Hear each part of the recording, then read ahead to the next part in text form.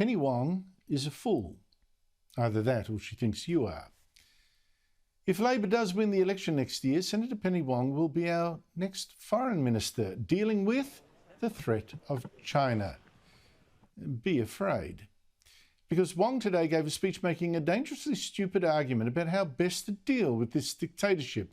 In her speech, she attacked Defence Minister Peter Dutton for having said that if the United States decided to defend Taiwan, an island democracy, from an invasion by China, then it would be inconceivable for Australia not to join the Americans in a war for Taiwan's freedom. Wrong, said Wong.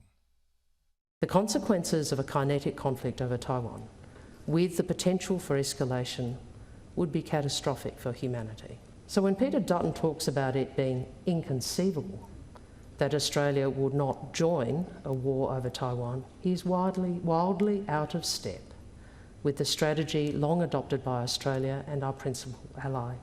Amping up the prospect of war against a superpower is the most dangerous election tactic in Australian history. What is stupid about that is not just that Wong is accusing Australia of amping up a war when it's China that's telling its military to prepare for war. What is stupid is comparing Australian apples with American oranges. It is true, as she says, the US position on Taiwan is what is called strategic ambiguity. The US won't say it will defend Taiwan and won't say it won't. Keeps China guessing, options open. But there should be no ambiguity about Australia's position. Not about defending Taiwan, but supporting the United States if, God forbid, it does go to war with China. And the reason is simple. China has got to know that if it does start a war with America, America will not stand alone. It will have friends. China had better calculate on that too and watch out. And we must be one of those friends. Because if there is a war and America loses, our world will change forever. And for the worst, China, totalitarian power, will be our master. It will set the rules for us. And if you think I am talking up the China threat too much, know this.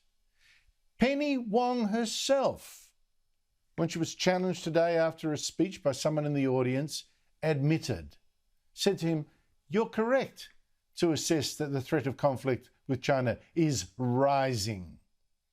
And then, and here's the irony, she also admitted, our job really is to ensure we create the disincentive collectively for conflict. Collectively.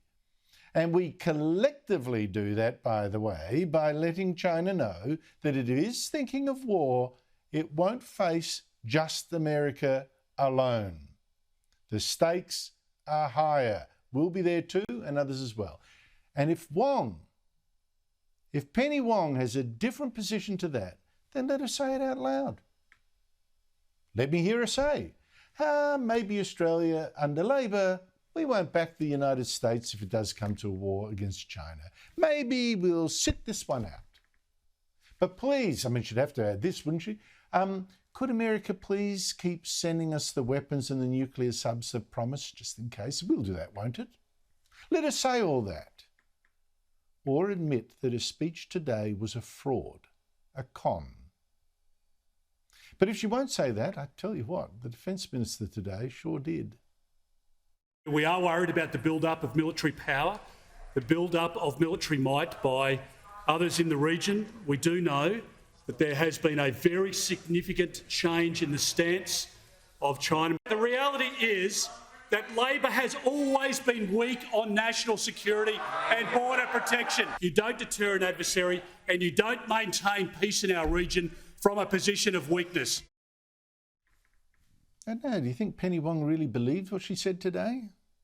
Well, if she did, a Labor government will be just what China wants.